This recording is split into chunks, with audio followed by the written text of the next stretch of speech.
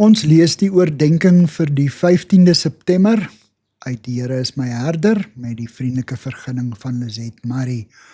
Die opskrif vir vandag se gedeelte is Lied van Vreugde. Die eerste teksvers kom uit Lukas 1 vers 46, 48 en 49 en daar staan geskrywe: Ek besing die grootheid van die Here. Ek juig oor God, my verlosser, omdat hy na my in my geringheid omsien. Heilig is sy naam. En dan nog 'n teksvers uit Lukas 1 vers 54 en 55.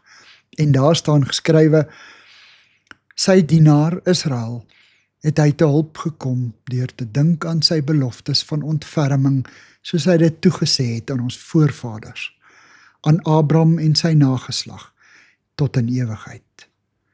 Maria is 'n jong ongetroude meisie wat sopas gehoor het dat sy die Messias, na wie die volk Israel reeds eeuwelang uitsien, verwag. Sy twyfel geen oomblik aan die engelse boodskap nie en vertrek sonder versuim om die nuus vir Elisabet te gaan vertel. Dan hef sy 'n loflied tot eer van God aan. Dit herinner 'n mens sterk aan Hanna se lofsang. Soos Hanna besing sy God se goedheid en almag. Sy loof God dat die belofte wat hy aan Abraham gemaak het, nou deur hierdie kindjie in haar skoot vervul gaan word. Die verlossing waarna die verbondsvolk so reikhalsend uitgesien het, gaan nou 'n werklikheid word en reg en geregtigheid op aarde gaan herstel word.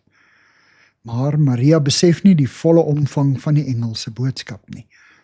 Sy besef nog nie dat Jesus se koms 'n waterskeidingsoomlik in die wêreldgeskiedenis is nie.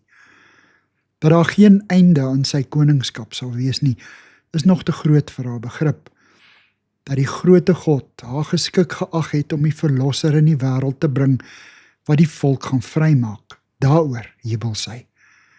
Maria se loflied behoort ook ons loflied te wees, al is die volle omvang van God se verlossingsplan bokant ons begrip. Here, ek is vol vreugde oor my verlossing. Amen.